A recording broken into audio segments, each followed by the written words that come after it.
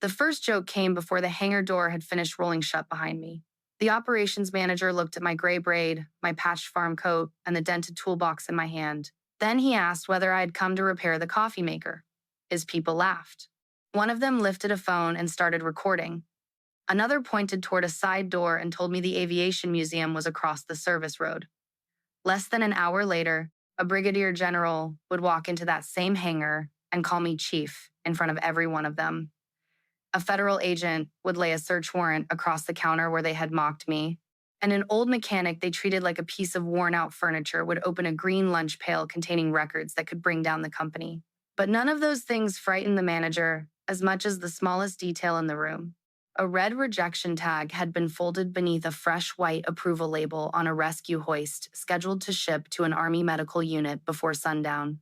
Before I tell you why that red tag mattered more than a general's stars, put an answer in the comments.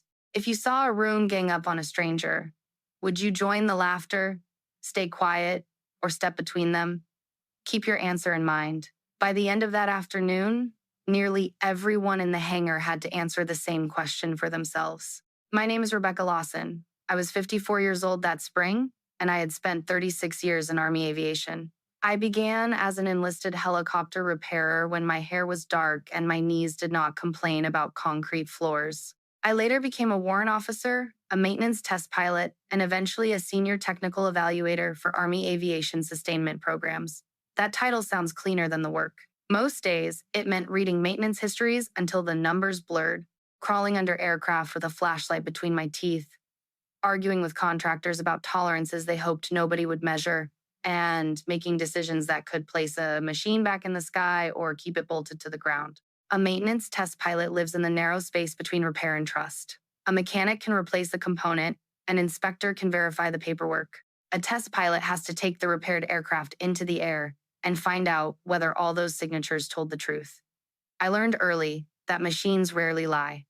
People do. Paint can cover corrosion. A new label can hide an old serial number. A smooth briefing can turn a missing record into a harmless oversight if nobody asks the next question. My job was to ask the next question. Prairie Shield Aviation sat on the industrial edge of Wichita, Kansas, in a long, cream-colored hangar with blue trim and a row of flags snapping above the entrance. The company repaired and refurbished rescue hoists, cargo hooks, electrical harnesses, and other equipment used on military and civilian helicopters. It had submitted a proposal for a multi-year Army contract worth more than $30 million if every option was exercised. On paper, Prairie Shield looked like the kind of small American company people like to root for. It had been founded by a former aircraft mechanic. It employed local families. Its brochure showed smiling technicians standing beside spotless workbenches.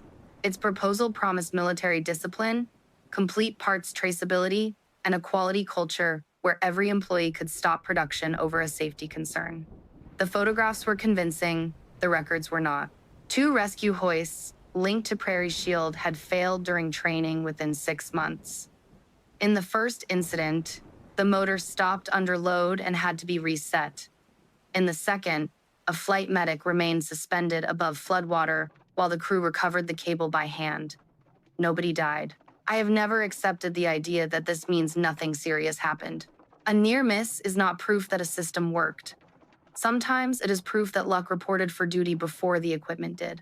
3 weeks after the second failure, an anonymous package reached an Army fraud hotline.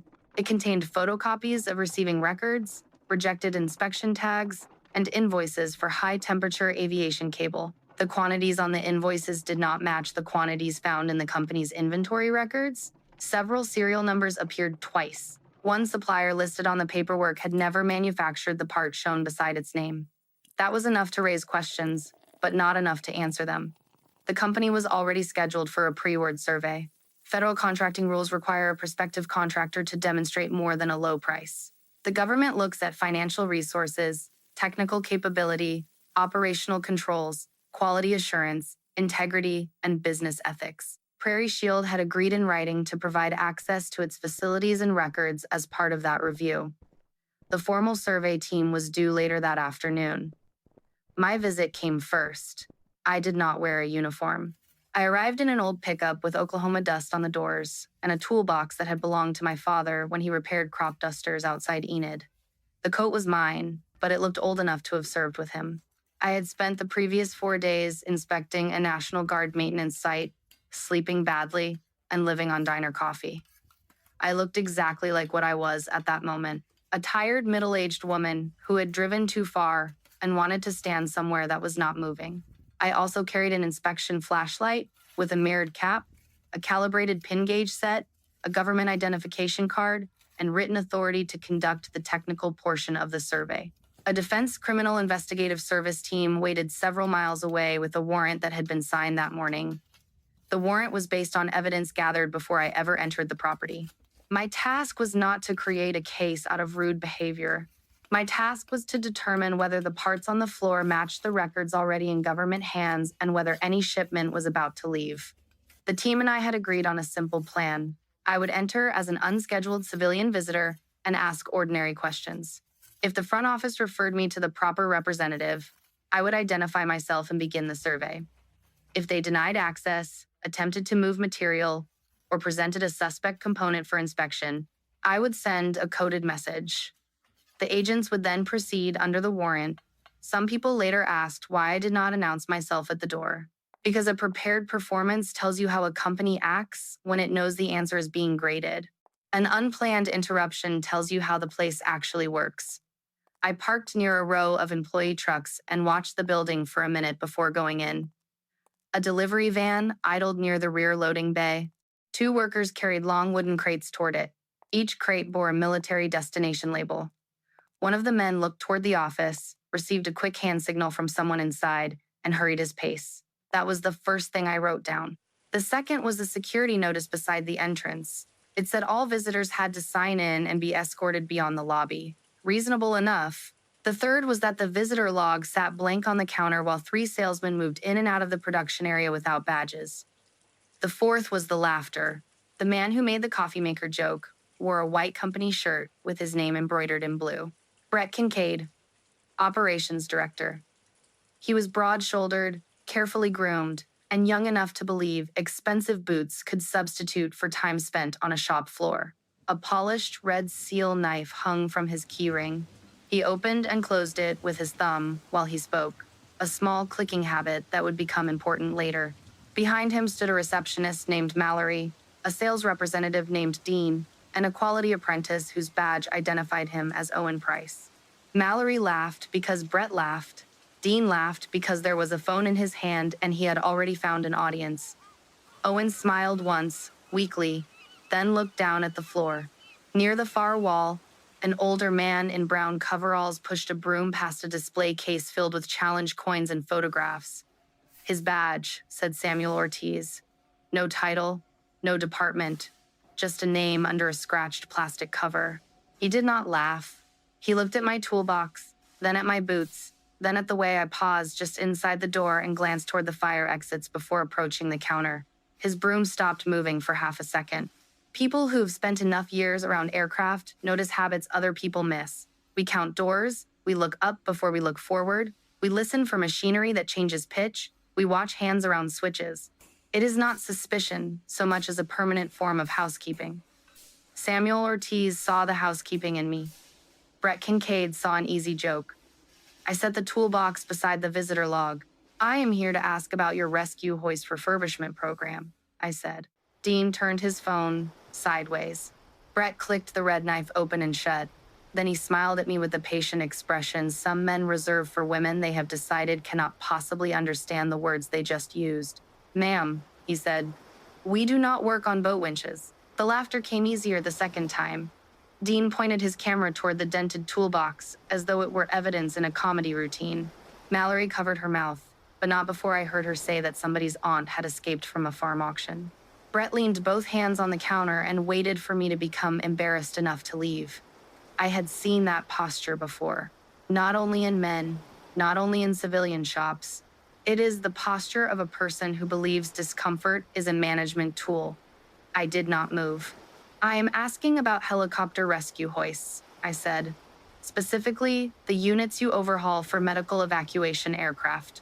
Brett's smile held, but the skin around his eyes tightened. We do not give facility tours without an appointment. I did not ask for a tour. Then I am not sure what you think you are doing here. I would like to see the customer-facing demonstration unit and the public capability sheet you advertised online. That answer was ordinary enough to fit my cover and specific enough to make him wonder what I knew. He glanced toward the production door. The glance lasted less than a second. Samuel Ortiz saw it too. Dean came closer with the phone. "Tell the folks what kind of helicopter you own," he said. "I do not own one. Then why are you shopping for a hoist?"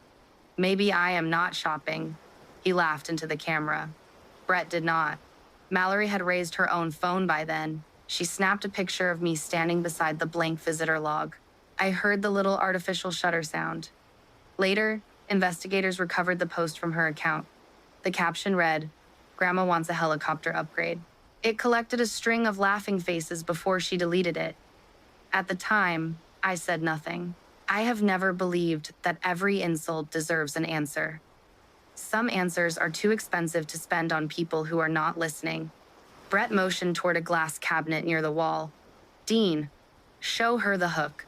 Dean opened the cabinet and removed a bright yellow rescue hook mounted on a wooden display base. It was a trade show sample, light enough to hold in one hand, with no cable, no load-bearing assembly, and a brass plate engraved with the company logo. He set it in front of me with exaggerated care. "There you go," he said. "This one will not pull your shoulder out." Brett clicked the red knife. Mallory laughed again. Owen Price did not. He shifted his weight and looked through the production door as another crate rolled past on a pallet jack. There was a streak of blue grease pencil beside the crate number. When Owen realized I had noticed, he stepped in front of it. I picked up the display hook. The yellow paint was chipped along one edge. Somebody had used it often enough for jokes that the wood beneath the mounting screw was worn smooth. "Nice souvenir," I said. "Where is the demonstration assembly?" Dean's smile slipped. Brett answered for him. "Not available. Your website says the lobby unit is available for customer demonstrations during business hours." "You memorized our website?" I read it. That earned a smaller laugh. Reading, apparently, was another thing they had not expected from my coat. I placed the display hook back on its base and turned the engraved plate until it sat square with the edge of the counter. My father used to say that people who ignore small crooked things eventually learn to ignore large ones. He was talking about aircraft panels. I found the rule traveled well. I asked Brett, who performed incoming inspection on load, bearing, cable, motor assemblies, and brake components. He said they had qualified people. I asked whether those people were independent of production. He said their process was proprietary. I asked whether each serialized unit retained original manufacturing history through overhaul. He said I had been reading too many magazines. I asked how they controlled parts from unapproved sources. The red knife stopped clicking. For the first time, no one laughed. Samuel Ortiz set his broom against the wall. Brett studied my face more carefully. I could almost see him moving through possibilities. Competitor, reporter, former employee's relative, disgruntled customer. Government inspector was probably on the list, but the coat and the truck kept pushing it down. "Where did you say you were from?" he asked. I did not. "Who sent you?" "No one sent me to the lobby." That was true. In the narrow way useful answers often are. He stepped around the counter and came close enough for me to smell mint gum and machine oil. His voice dropped. "You need to leave." I looked past him toward the production door. A worker pulled it nearly shut. Through the narrowing gap, I saw a rescue hoist mounted on a steel test frame. A white acceptance label had been placed on the housing. Beneath its lower edge, something red showed for the width of a fingernail. I also saw Owen watching me. His right hand was in his pocket. The top of a blue grease pencil protruded between his fingers. I returned my attention to Brett. "Your visitor procedure requires a representative to determine the purpose of a visit before denying access," I said. "You have not asked my name. You have not asked my organization. You have not asked whether I am here about a safety issue." He smiled again, but there was no humor left in it. "I can tell when somebody has no business in my building. Can you?" The question irritated him more than an argument would have. Dean moved to my other side, still filming. He began speaking in the cheerful voice people use online when cruelty needs a layer of entertainment over it. "We have a live one today," he said. She thinks she can audit an aviation company because she owns a toolbox. I looked directly into his camera. A toolbox is only useful if the person carrying it knows which question cannot be fixed with a wrench. He lowered the phone a little. Samuel Ortiz coughed into his fist. It might have been a laugh. It might have been approval. Brett pointed toward the entrance. Out. Before I could answer, a loud metallic snap came from the production area. Everyone in the lobby turned. The pallet jack had stopped sharply. One of the long crates had shifted, and its lid struck the steel doorframe. A red plastic security seal broke and fell to the floor. The worker handling the pallet froze. Brett moved faster than anyone else. He crossed the lobby, scooped up the broken seal, and slipped it into his pocket. Then he pulled the red knife from his keyring and cut the remaining strip away from the crate. Do not stand there, he told the worker. Get it to shipping. The worker pushed again. I watched the crate roll toward the rear bay. Military destination labels are not classified. Most are not even interesting. That one was interesting because the unit number matched the destination on a shipping manifest in the warrant affidavit. A National Guard medical evacuation company was expecting 4 refurbished hoists. The government records showed those hoists had passed acceptance testing 2 days earlier. The blue grease mark on the crate suggested someone inside Prairie Shield disagreed. I reached into my coat pocket and pressed the side button on my phone 3 times. The coded message went to the team waiting outside. Potential shipment in motion. Brett did not see me send it. Samuel did. His eyes moved from my pocket to my face. Then he walked slowly toward the production door and placed one hand on the broom as if it were a staff. You should listen to her, he said. It was the first time he had spoken. His voice was rough, low, and steady. Brett turned on him with the impatience of a man interrupted by furniture. Go finish the break room, Sam. Samuel did not move. She asked who signs your inspections, he said. That is a fair question. I sign what needs signing, Brett said. That is not what she asked. The room tightened. Mallory looked down at her phone. Dean stopped narrating. Owen's fingers closed around the grease pencil in his pocket. Brett walked back toward Samuel and stood close to him. You are here 3 mornings a week because my father felt sorry for you. Do not confuse kindness with authority. Samuel's face did not change, but I saw the hurt land. Older men from his generation were often trained to hide pain under stillness. That does not mean the pain is absent. It means it has learned discipline. I knew then that Samuel was not merely a janitor. No one stands beside a production door that way unless he has spent years guarding something more important than access. What did you do in the Army? I asked him. Brett answered before he could. Nothing relevant. Samuel kept his eyes on me. Crew chief, he said. 27 years. Utility helicopters, mostly. Retired as a master sergeant. The words changed nothing for Brett. They changed everything for me. A good crew chief is the last person a pilot trusts on the ground and the first person the pilot remembers when something goes wrong in the air. Crew chiefs know the sound of a healthy gearbox, the smell of an overheated wire, and the moral weight of a signature at the bottom of a maintenance entry. I nodded once. Then you understand why I am asking. Yes, ma'am, he said. I believe I do. Brett gave a short, sharp laugh. Wonderful. The 2 of you can start a club in the parking lot. He reached for my toolbox. I placed my hand on the handle before his fingers touched it. Do not, I said. He looked at my hand, then at my face. The entire room went quiet. I did not raise my voice. I did not need to. There are moments when years of giving orders in bad weather return to the body before they return to the mind. My shoulders settled, my weight balanced. The softness left my words. Brett stopped. For 1 second, Samuel Ortiz looked at me not as a stranger, but as a soldier looking across a flight line at someone whose place in the formation he had finally recognized. Chief, he said quietly. It was not a question. Brett heard him. So did everyone else. Samuel's single word did more to unsettle Brett than anything I had said. Chief is a common form of respect in maintenance shops. It can mean warrant officer. It can mean lead mechanic. It can mean nothing more formal than the person everyone turns toward when the manual stops being helpful.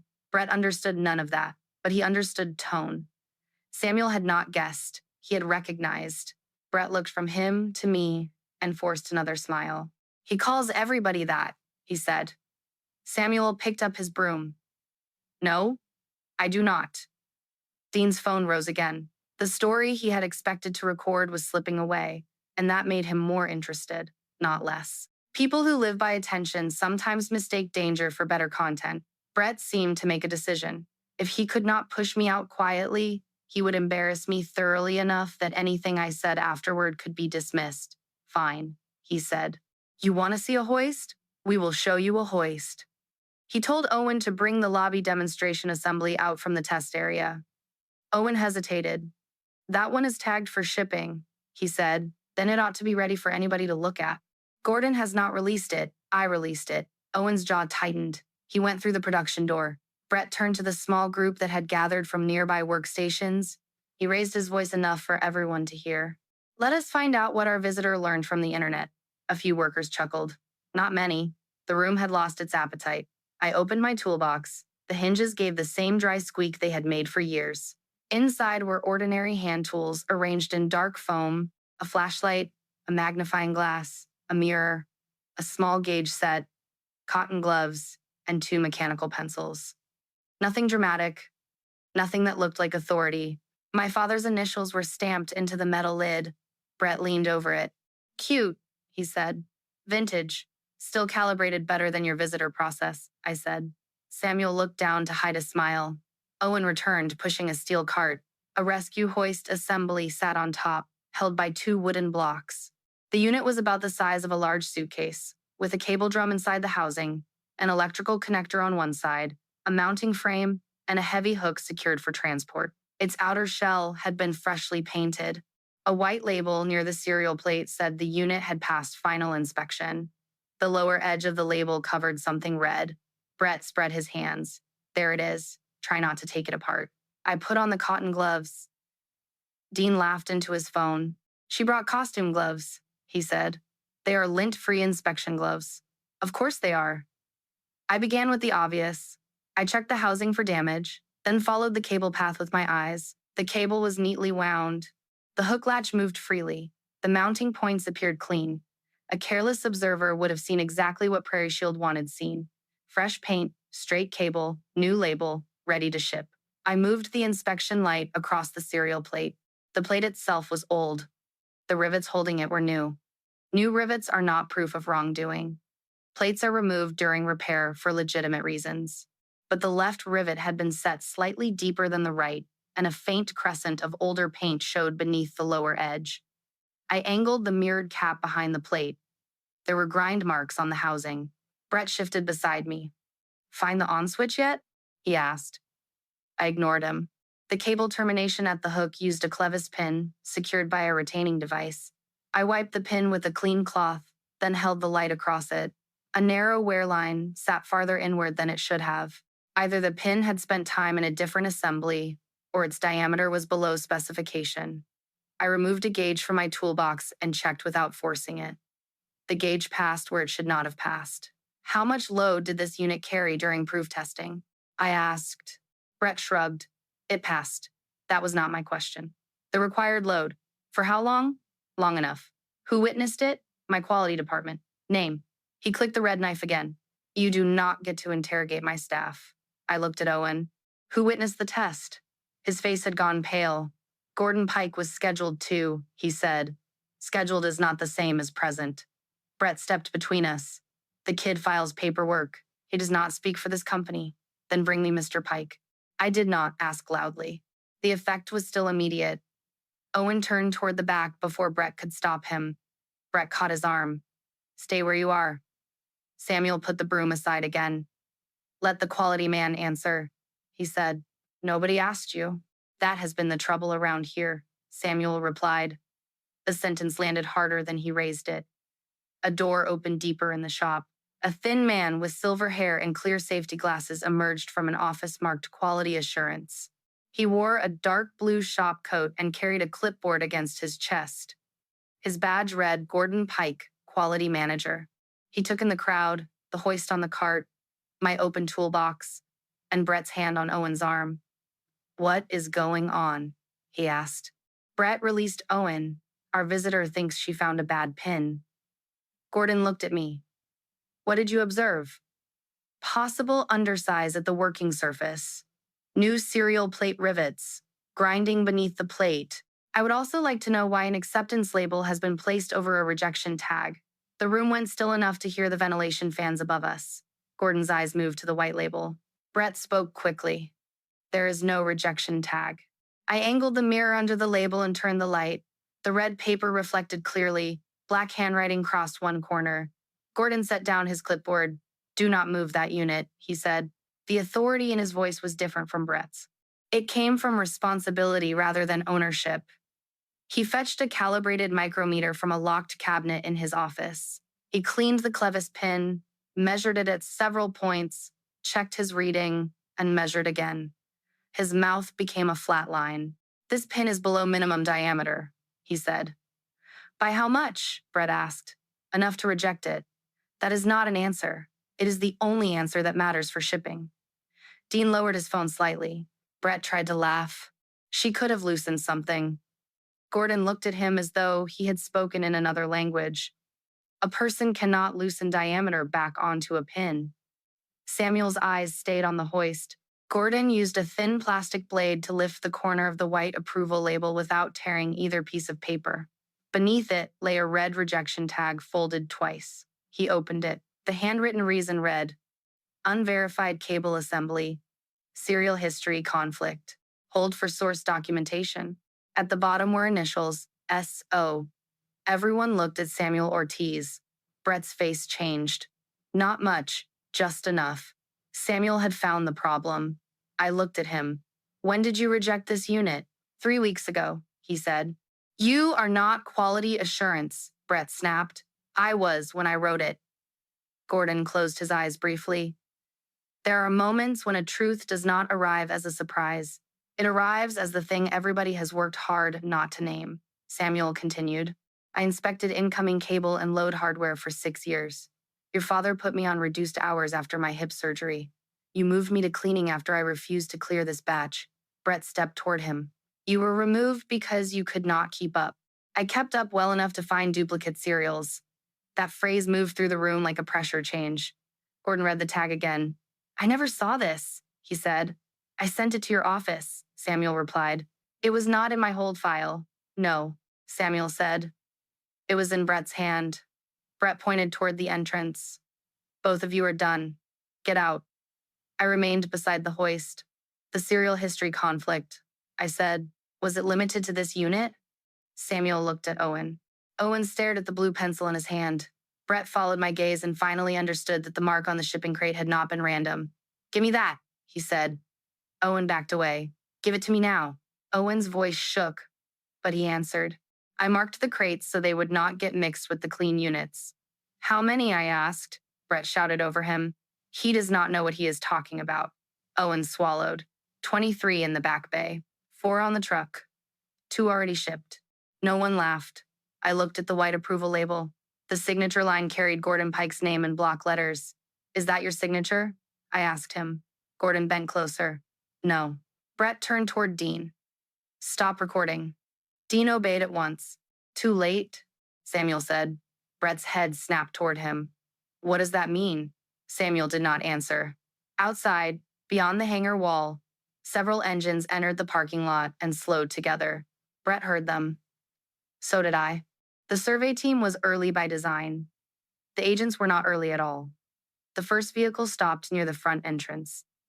The second continued toward the loading bay. The third pulled sideways behind the delivery van. Brett moved toward the production door. I stepped into his path. Do not touch the shipment, I said. You cannot tell me what to do in my own building. The front door opened before I had to answer. Brigadier General Dana Whitmore entered first. She commanded the aviation element whose medical company was waiting for the 4 hoists in the crates outside. She had come from a readiness meeting across town and wore her duty uniform with no effort to make the visit ceremonial. Behind her came Colonel James Mercer from Army Contracting, a civilian quality engineer carrying a hard case, and 2 agents from the Defense Criminal Investigative Service. Every employee in the lobby recognized the uniform, even if they did not recognize the people wearing it. Brett straightened. Dean slipped his phone into his pocket. Mallory stood so quickly that her chair rolled backward into the wall. General Whitmore scanned the room. Her eyes stopped on the hoist, the exposed red tag, then on me, Chief Lawson, she said. What is your assessment? The title traveled across the hangar with more force than a shout. Samuel Ortiz lowered his head once, as though confirming something to himself. Gordon Pike looked at the government calibration labels inside my toolbox. Owen's knees seemed to weaken. Brett stared at me without blinking. I closed the lid of the toolbox. Probable substitution of unverified parts, altered acceptance documentation, duplicate serial history, and an attempted shipment of at least 4 suspect units, I said. Recommend immediate technical hold and inventory preservation. General Whitmore turned to Colonel Mercer. Do it. The colonel spoke into a radio. The team near the loading bay stopped the truck and instructed the driver to step away from the cargo. One of the federal agents approached the counter. She was a compact woman with dark hair pulled back and an expression that gave away nothing. Her credentials identified her as Special Agent Lena Torres. Mr. Kincaid, she said, this warrant authorizes the search and seizure of records, electronic devices, components, labels, shipping materials, and other evidence described within it. No one is to remove, alter, destroy, or conceal anything. Do you understand? She placed the warrant on the counter. The red seal knife clicked in Brett's hand. Agent Torres looked at it. Set that down. He did. The knife touched the counter with a small plastic sound. I remember it because the entire building had become so quiet. Brett looked toward General Whitmore. There has been a misunderstanding, ma'am. This woman came in without an appointment and refused to identify herself. I gave you several opportunities to ask, I said. You said you were not shopping. I was not. Then why pretend? Colonel Mercer answered. Prairie Shield agreed to unannounced access associated with its responsibility review. Chief Lawson is the senior technical evaluator assigned to that review. Brett looked at the contract display on the wall, where a printed company announcement celebrated Prairie Shield as a finalist for the Army work. This is about the bid? He asked. It is about whether your company is responsible enough to receive the bid, Colonel Mercer said. The word responsible sounded simple. In federal contracting, it carries weight. A prospective contractor must demonstrate financial capability, a satisfactory performance record, integrity, business ethics, technical skill, operational controls, and a quality system the government can trust. A low price cannot replace those things. A polished proposal cannot manufacture them after the fact. Brett pointed at the people around him. My staff made a few jokes. That has nothing to do with our technical work. The jokes are not the basis of the warrant, Agent Torres said. They are not the defect in this hoist, I added. Then they are irrelevant. No, I said. They are evidence of how you manage risk. A safety concern walked through your door. You did not ask for facts. You tried to make the person raising it feel small enough to leave. Then your people followed your example. The color rose in his face. You came in dressed like that on purpose. I looked down at the coat. This is how I was dressed after 4 days on a maintenance floor. It did not make the pin any larger. It did not forge Gordon's name. It did not hide Samuel's rejection tag. Gordon Pike removed his safety glasses and rubbed the bridge of his nose. General Whitmore walked to the hoist. She did not touch it. She studied the tag, the white label, and the serial plate. One of my medics hung under one of these units during flood training, she said, 40 feet above moving water. The crew got her back because 2 soldiers hauled cable by hand until their palms bled. Was that unit built with parts from this batch? Brett said nothing. General Whitmore turned toward him. That was a question. I do not know. You signed the release authority on the company record, Gordon said.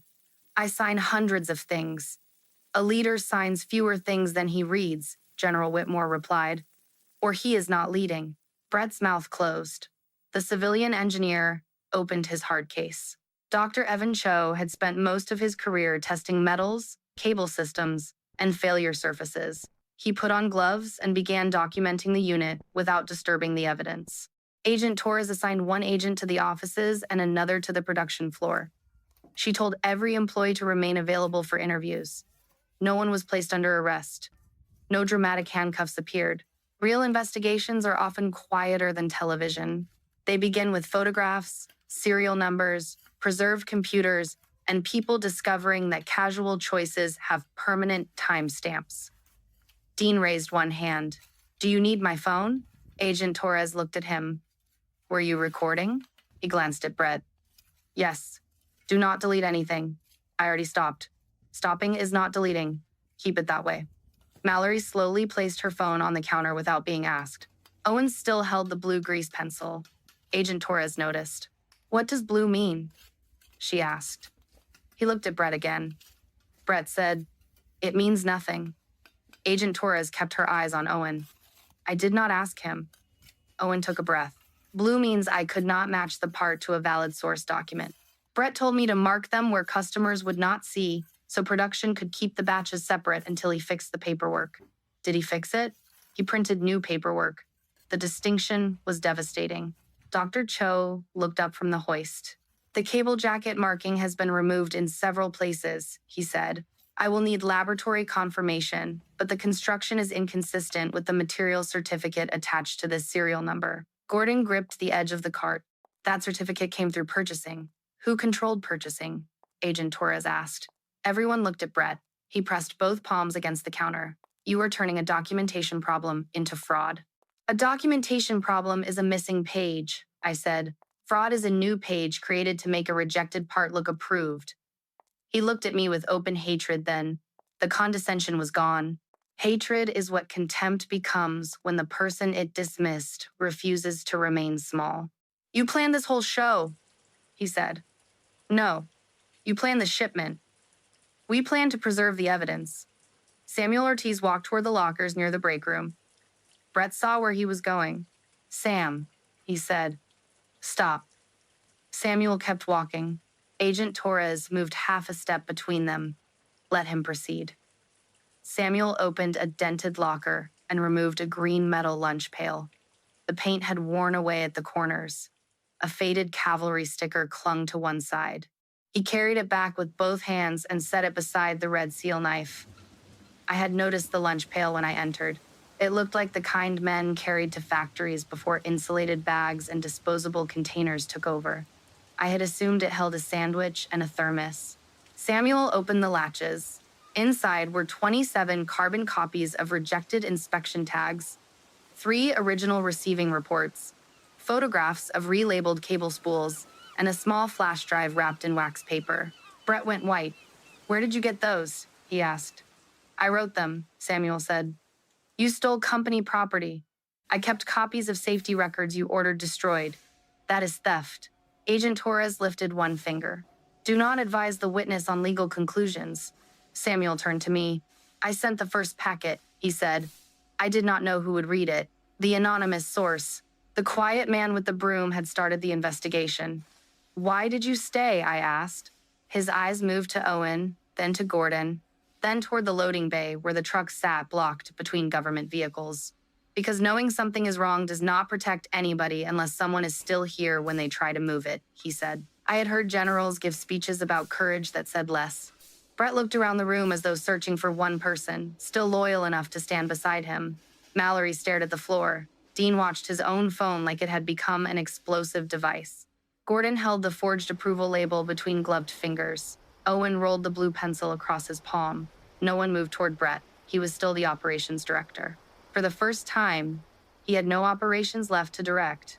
The search moved outward from the lobby in careful circles. Agents photographed the hoist, the labels, the seal knife, and the contents of Samuel's lunch pail. Doctor. Cho placed the undersized pin in an evidence bag after Gordon documented its position. Colonel Mercer instructed the contracting team to suspend the pre-award survey and preserve every financial and quality record already submitted. General Whitmore went to the loading bay herself. I stayed near the test cart with Samuel and Owen. The adrenaline that carries a room through a sudden reveal had begun to drain away. What remained was heavier. People were starting to understand that the afternoon would not end when the government vehicles left. Brett tried once more to regain control. You cannot shut down an entire company over one part, he said. Agent Torres looked up from the warrant inventory. No one has said the words entire company except you. He realized too late what he had revealed. Colonel Mercer opened a folder. Our financial survey identified a bridge loan secured by this facility, he said. $740,000 comes due in 39 days. Payroll of approximately $186,000 is due in 11 days. Your lender's extension is contingent on proof of a federal award. Is that accurate? Brett said nothing. The colonel waited. Is it accurate? Yes. That one word gave shape to the panic I had seen beneath his arrogance. Prairie Shield had expanded too quickly. A commercial customer had failed, leaving invoices unpaid. Brett had ordered a new production line before the old one had enough work. The bank had given the company time, but not much. An Army award would have unlocked another credit line and kept the doors open. Without it, the arithmetic turned cruel. Financial pressure does not create character.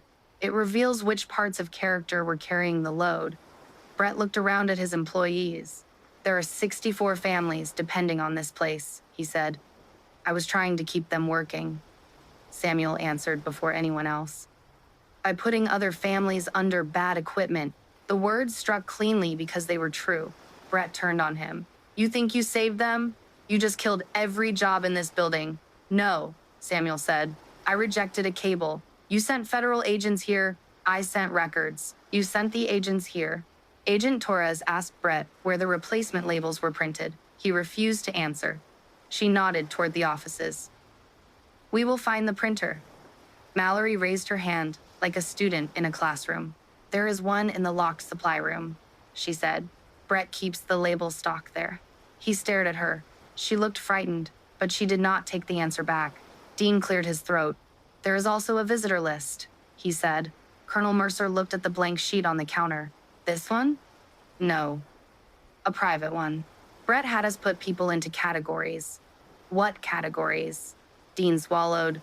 Customers, vendors, competitors, problems. What made someone a problem? Anyone who arrived without an appointment and asked technical questions? Mallory spoke quietly. Or anyone who looked like an inspector? Brett slapped one palm against the counter. Every business screens visitors. Agent Torres did not flinch. How were employees instructed to handle the problem category? No one answered at first. Then Owen did. Make them uncomfortable. Joke about them. Keep them in the lobby. Do not let them sign the real visitor log. Call Brett before answering anything. The laughter had not merely been careless cruelty.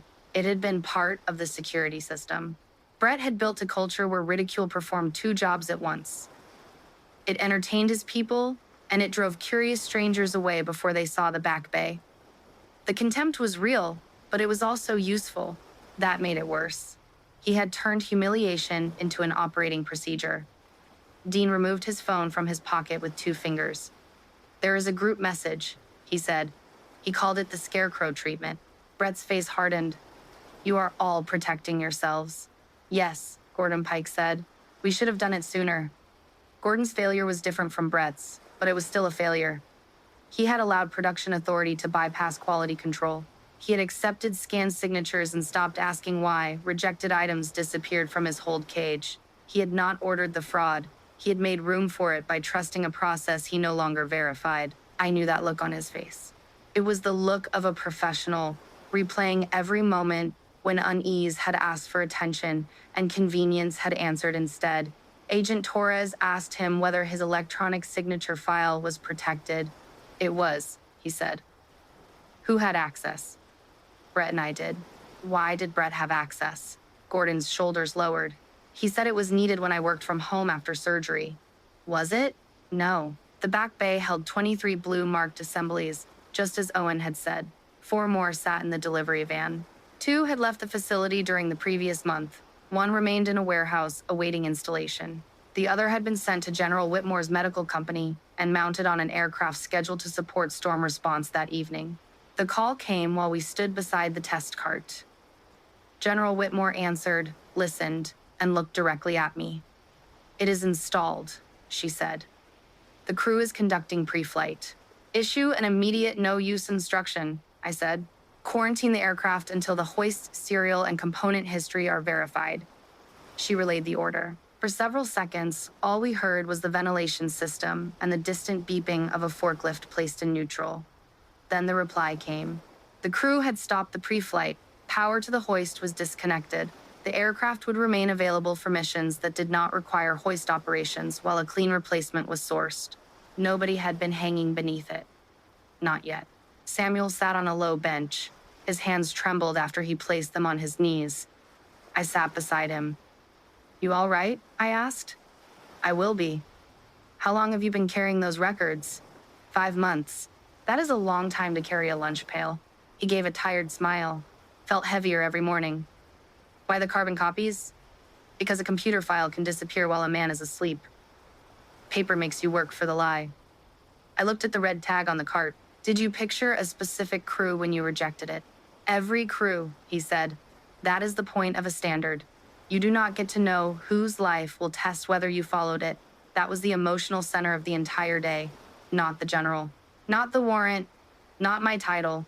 An old crew chief had written reject on a piece of red paper because the person who might one day hang from that cable did not have a name yet. If you believe the person who refuses to sign a lie deserves support before a uniform or a camera makes it safe, subscribe and stay with this story. People like Samuel rarely become the loudest person in the room. They are often the reason everyone else gets home. Doctor, Cho returned from the back bay carrying photographs and preliminary measurements. The suspect cable was industrial material, he said. It resembled the approved aviation cable from a distance, but its jacket, construction, shielding, and identification did not match the certificate. The substitution saved money. It also erased the tested basis for heat resistance, flex life, and performance under load. Brett seized on the word resembled. It works, he said. We tested it. You tested selected units under your own procedure, Dr. Cho replied. You did not qualify the material for this application. It is the same thing. No, Gordon said. That sentence is why quality departments exist. Agent Torres's team found the label printer, rolls of blank acceptance stock, scanned signatures, and a folder of altered material certificates.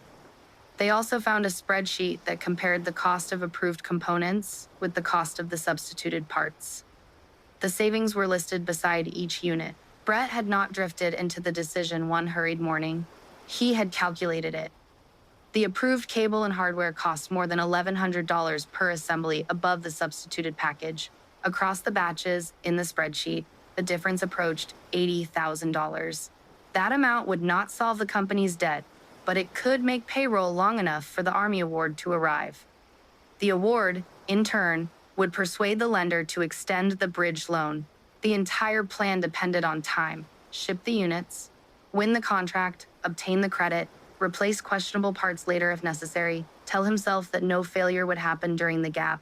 Panic had turned human lives into a temporary financing arrangement. Brett read the spreadsheet over Agent Torres's shoulder and finally stopped denying the numbers. I was going to correct the batch after the award, he said. With what money? Colonel Mercer asked. The credit line? Based on the award you were seeking with false records? I was keeping the company alive. General Whitmore returned from the loading bay. A medical crew is not collateral for your loan, she said. He looked at her uniform, then at mine, as though rank itself had trapped him. You people do not understand what it is like to make payroll. I had commanded maintenance teams in places where parts arrived late, budgets arrived later, and aircraft still had to launch for wounded soldiers. I understood pressure. Everyone in uniform understands the temptation to call urgency an exception. Urgency changes the clock, I told him. It does not change the standard. He shook his head. Easy for you to say. The government always has more money. The government does not own the money, Colonel Mercer said. The public does. That is why your records have to tell the truth. Agent Torres closed the evidence folder. Knowingly submitting false claims or false records to obtain government money can expose a company to triple damages and civil penalties, she said.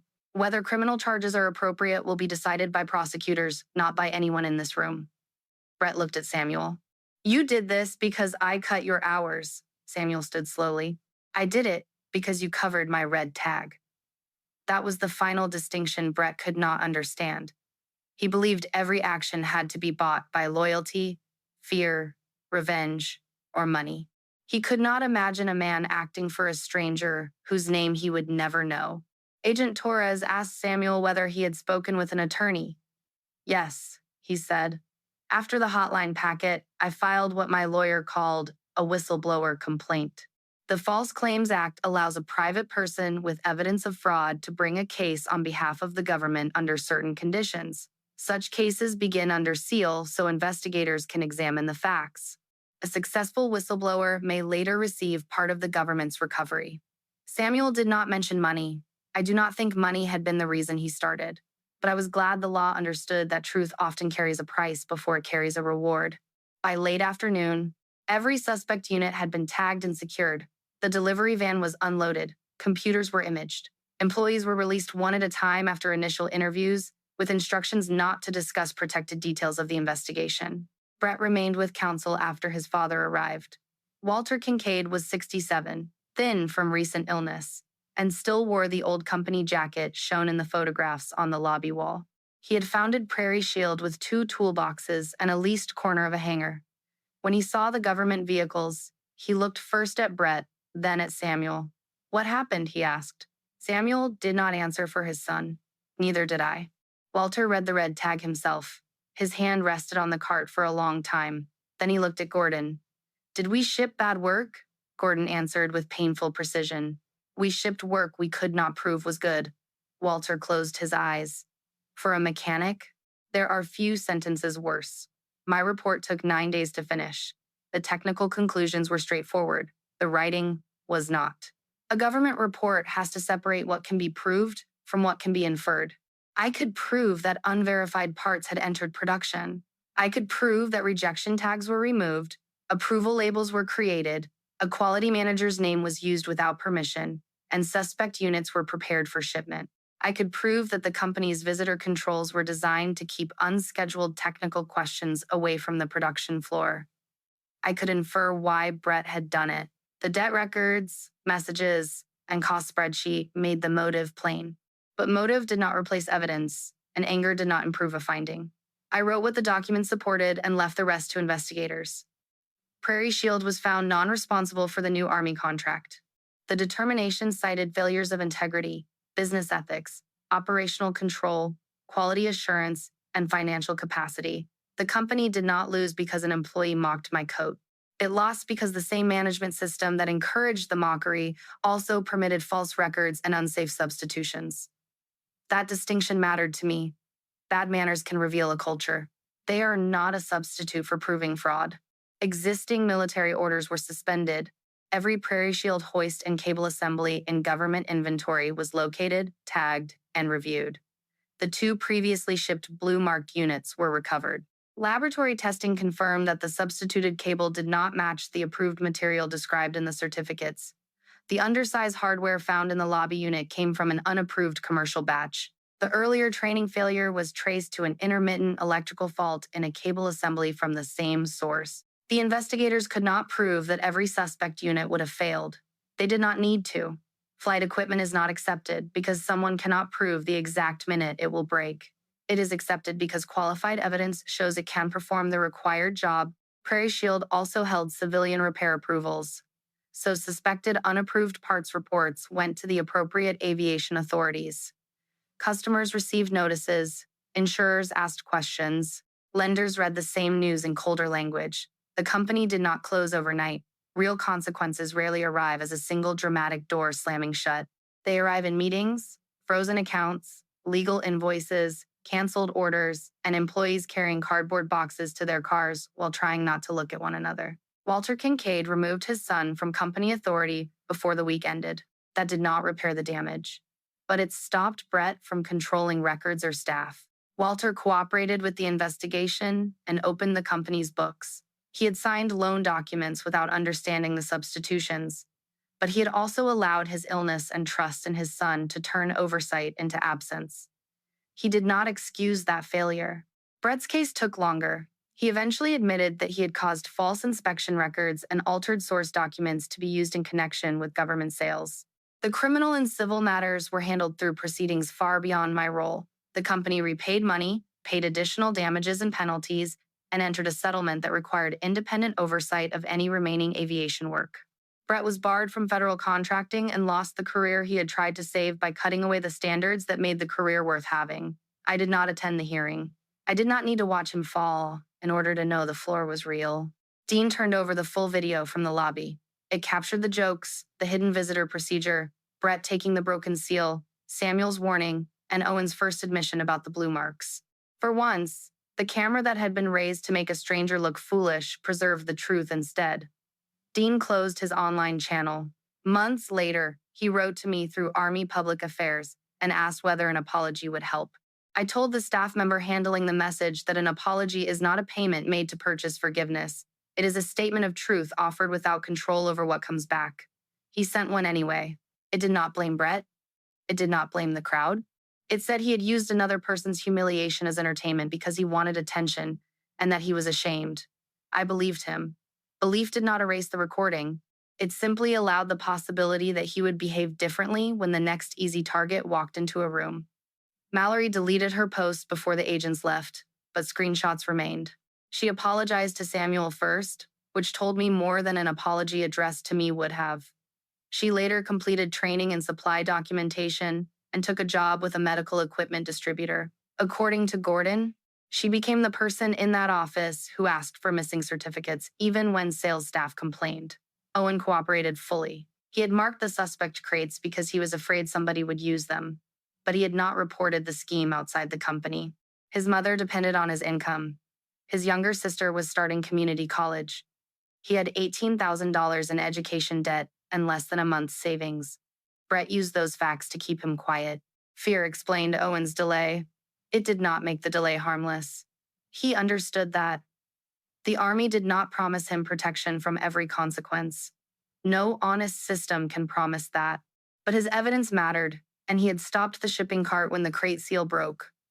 That small resistance gave me time to identify the destination and send the coded message.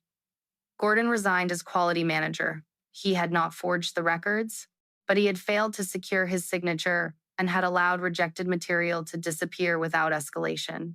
He spent the next year helping investigators map the process failures. He told me later that the hardest part was not losing the title.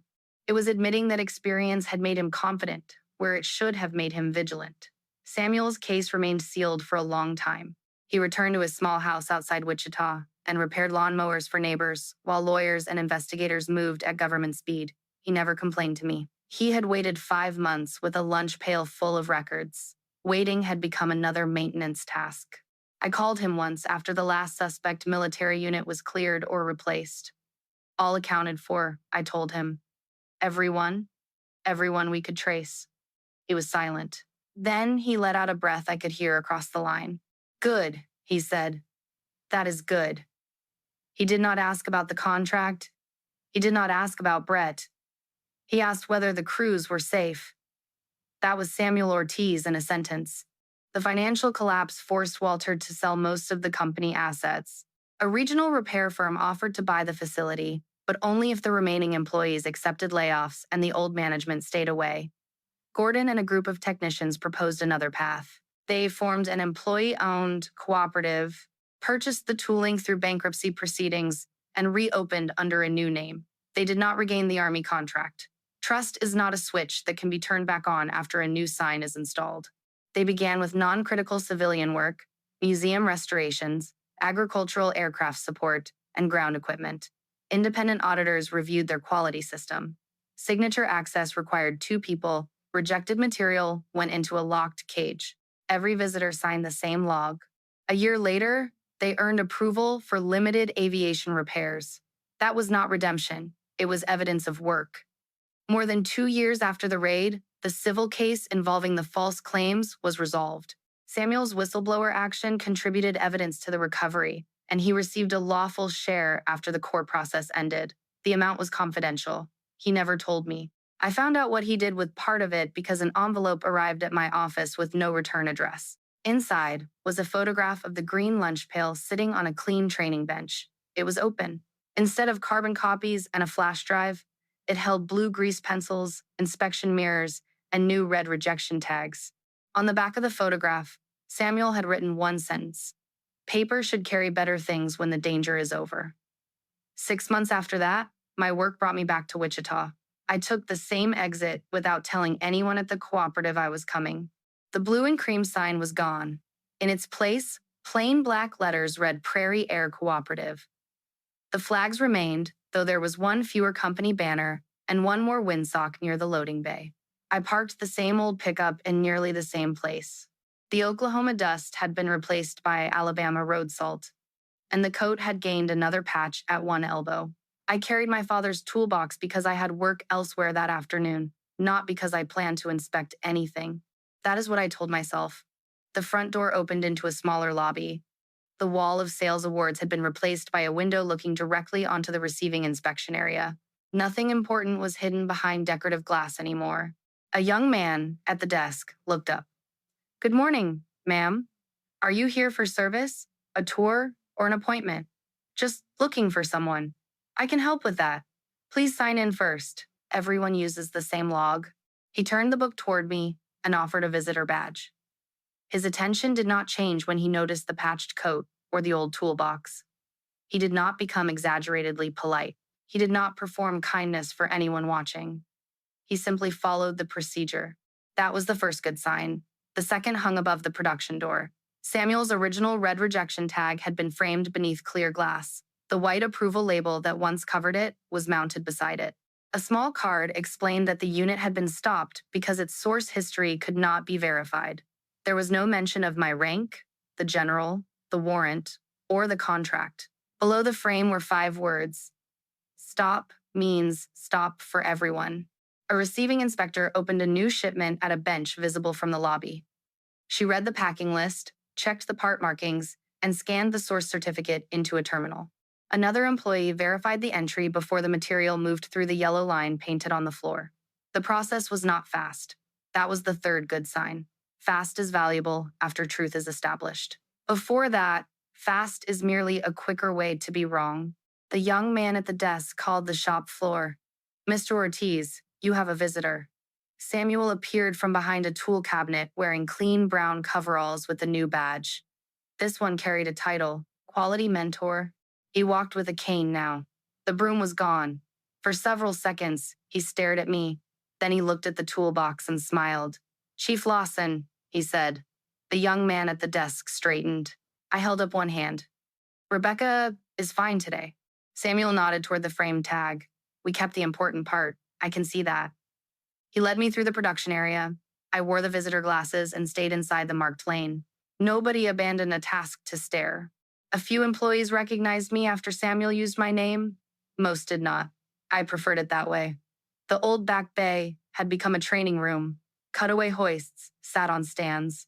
Cable samples hung from labeled boards so apprentices could compare approved construction with common substitutes. A locked cabinet held rejection tags. Another held calibration tools. On the central bench sat the green lunch pail from Samuel's photograph. It was full of blue grease pencils. "You made the picture real," I said. "Had to put the pencils somewhere. What is the training program?"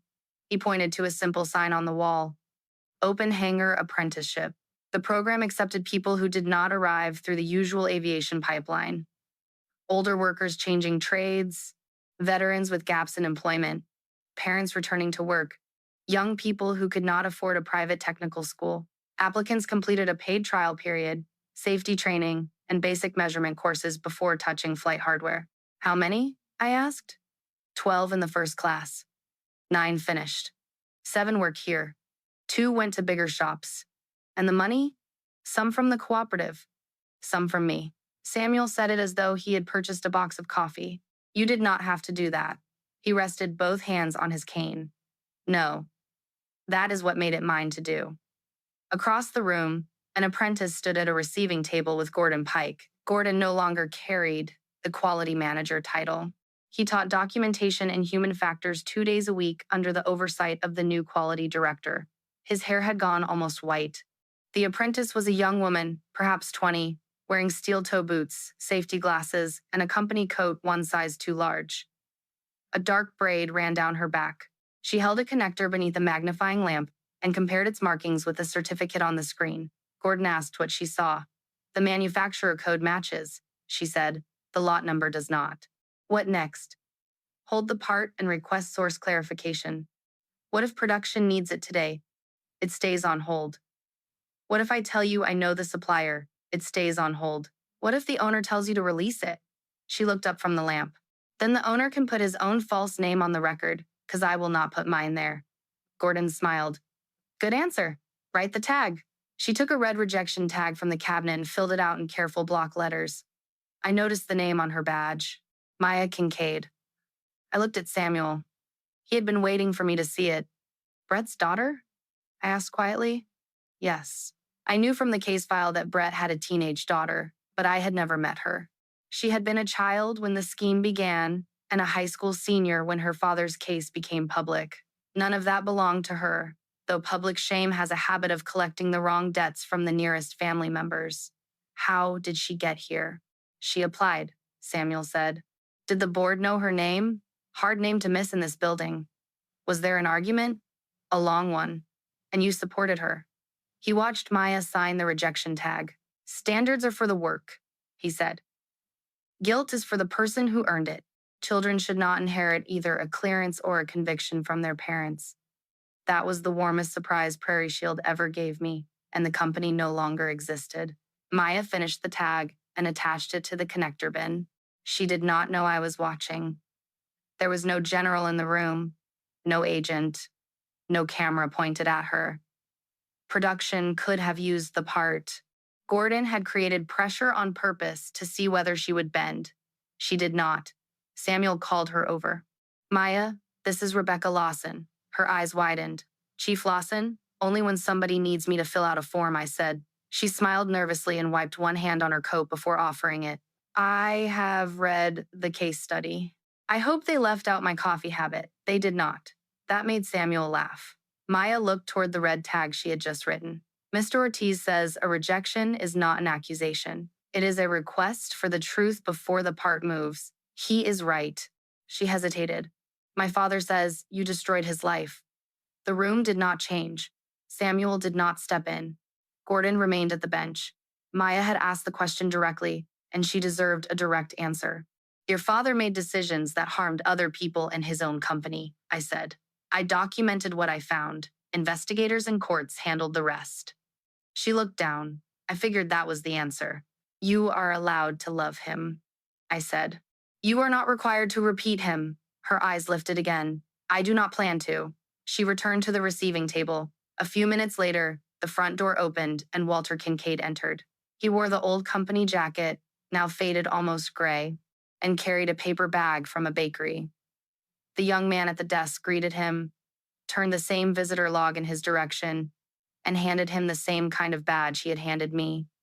No one mocked him. No one punished him for the name on his coat. No one waved him through because he had founded the place either. He signed the book, then he crossed the lobby to meet his granddaughter for lunch. Samuel watched him go. That cannot always be easy, I said. No, he replied. Easy was what caused the trouble. We stood beneath the framed rejection tag for a while. I thought about the afternoon when laughter had filled the old lobby. At the time, the most satisfying moment had seemed to be General Whitmore calling me chief and watching certainty disappear from Brett's face. Rank had forced the room to reconsider me. The warrant had forced it to stop. The evidence had forced it to tell the truth. But none of those things was the best outcome. The best outcome was a young woman named Kincaid writing reject on a part while nobody important appeared to be watching. The best outcome was Walter signing the same visitor log as everyone else. The best outcome was Samuel's lunch pail holding pencils instead of proof he was afraid someone would destroy.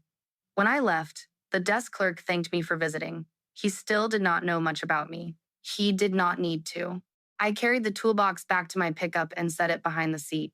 Through the open hangar window, I could see Maya holding the suspect connector beneath the light while Gordon showed her how to photograph the mismatched lot number. Samuel stood nearby with his cane, not doing the work for her, only making sure she knew that stopping the work was allowed. A military salute is a clear thing. It has rules. It begins and ends in a moment. Respect is harder to measure. Sometimes it is a visitor log that makes no exceptions. Sometimes it is a red tag nobody is permitted to hide. Sometimes it is giving a fair chance to the daughter of the man who broke the rules, then requiring her to meet the same standard as everyone else. And sometimes it is an old mechanic keeping watch with a lunch pail because the unknown person at the end of a cable deserves the truth. I started the truck and drove away without ceremony. No one came to attention. No one needed to